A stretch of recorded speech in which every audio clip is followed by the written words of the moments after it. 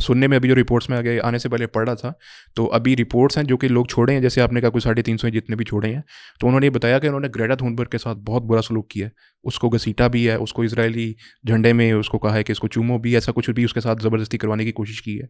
तो लेकिन ये उसकी हिम्मत है कि उसने ये सब चीज़ों को बर्दाश्त की है।